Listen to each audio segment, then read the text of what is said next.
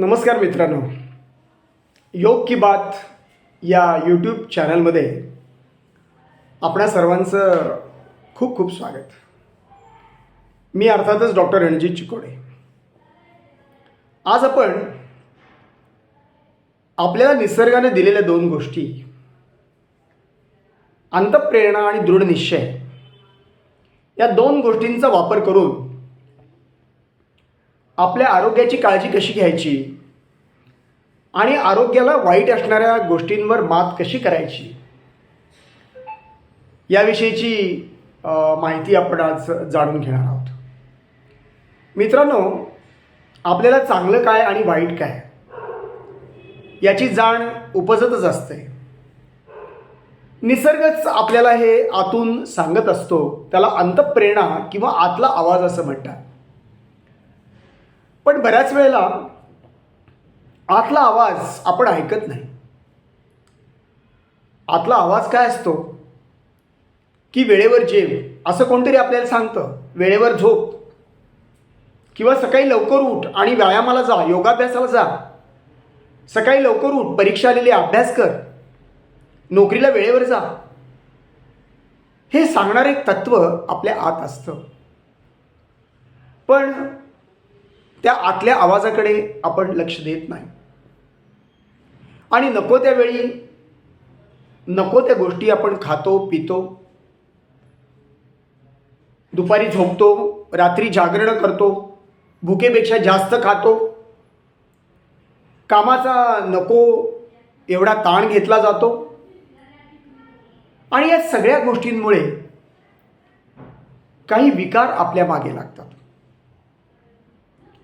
त्यामध्ये मग लठ्ठपणा असेल, ब्लड प्रेशर असेल, डायबेटीस असेल, संधिवात असेल, गुडघेदुखी असेल, पाठदुखी, कंबरदुखी, हाडांचा ठिसूळपणा, ह्या सगळ्या गोष्टी केव्हा मागे लागतात हे कळतच नाही. तोपर्यंत आपलं वयही झालेलं असतं, 40च्या पुढे आपण जातो, 40 पार केलेली असते आणि हे मागे लागल्यानंतर आपण खडबडून जागे होतो आणि मग काहीतरी करावंसं वाटायला लागतं. आपलं वजन कमी करायला पाहिजे असं वाटायला लागतं. कारण नसताना थकवा जाणवतो आहे, आतून बरं वाटत नाही, अस्वस्थपणा आहे, चिडचिड आहे, झोप लागत नाही, अशी लक्षणं दिसायला लागतात. पण वजन तर कमी करायचं आहे, पण प्रयत्न करायची मात्र खोटी आहे, अशी काहीशी विचित्र अवस्था आपली झालेली असते. कारण काही लोकच आपल्याला सांगतात की तुझे आई बाबा, तुझे आजी आजोबा जाड होते, त्यांचं वजन जास्त होतं, म्हणून तुझंही वजन जास्त आहे, अनुवंशिकरित्या तुझं वजन जास्त आहे, तू कशाला काळजी करतोस, वाढू दे वजन. किंवा काही लोक सांगतात तुझं वजन जास्त आहे, तुला कामाचा ताण आहे, म्हणून तुला ब्लड प्रेशर झालेलं आहे. काही लोक सांगतात अनुवंशिकतेने तुला डायबेटीस आलेला आहे, तू कशाला लक्ष देतोस.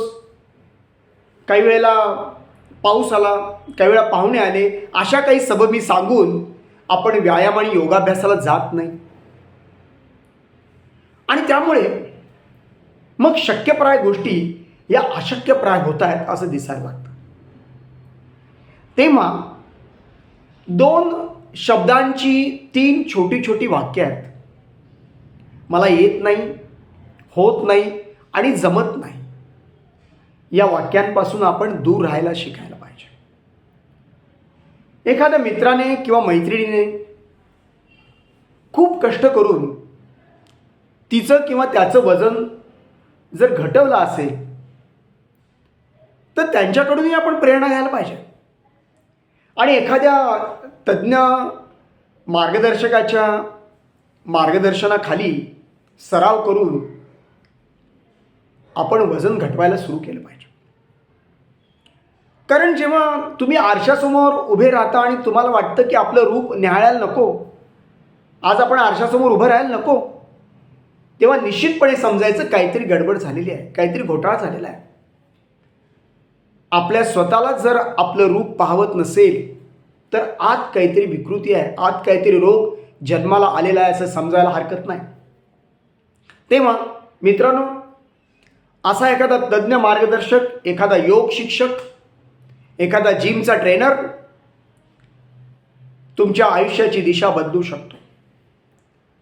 त्यातच प्रेरणा घेऊन आपण आपल्या बालपणीचे फोटो, एखादा अल्बम बघितला की त्यामध्ये आपण कसे सडपातळ दिसत होतो, किंवा बाल मित्रमैत्रिणींच्या बरोबर आपण जुने अनुभव शेअर केले तर आठवणींनी त्या आपली सगळी निराशा निघून जायला मदत होते आणि मग आपण आपल्या ध्येयापर्यंत जाऊन पोहोचायला मदत होते. तेव्हा हे विकार मागे लागतात, तेव्हा आपलं आदर्श वजन काय हे आपण जाणून घेतलं पाहिजे. मागच्या व्हिडिओमध्ये आपण ते पाहिलं होतं.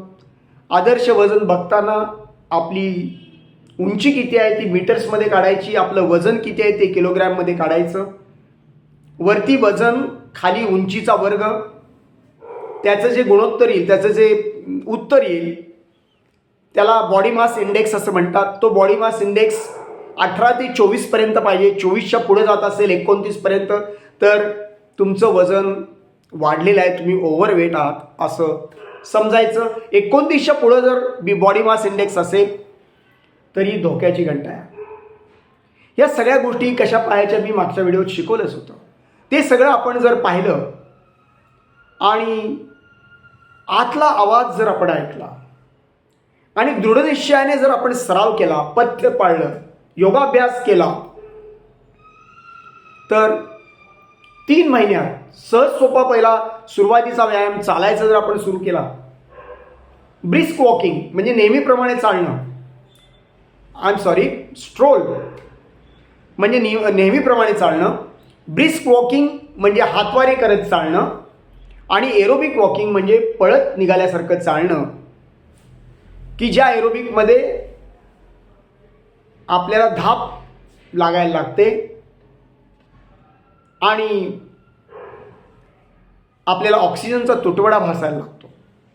असे सोपे सोपे व्यायाम, चालण्याचा व्यायाम करून नंतर योगाभ्यास केला, प्राणायाम केला तर आपलं ब्लड प्रेशर आणि डायबेटीस नियंत्रणात यायला मदत होते. तेव्हा मित्रांनो, तुमच्याजवळ सर्व काही आहे. आपल्या महाराष्ट्राचं साहित्यातलं दैवत पु ल देशपांडे म्हणत असत, तुझे आहे तुझं पाशी.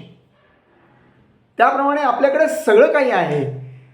आपल्याकडे आतला आवाज आहे, आपल्याकडे अंतःप्रेरणा घ्यायची ताकद आहे, दृढ निश्चय आहे, दृढ निर्धार आहे.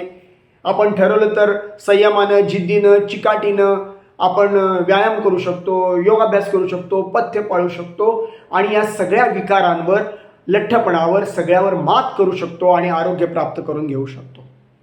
एवढंच आज आपण पाहूया.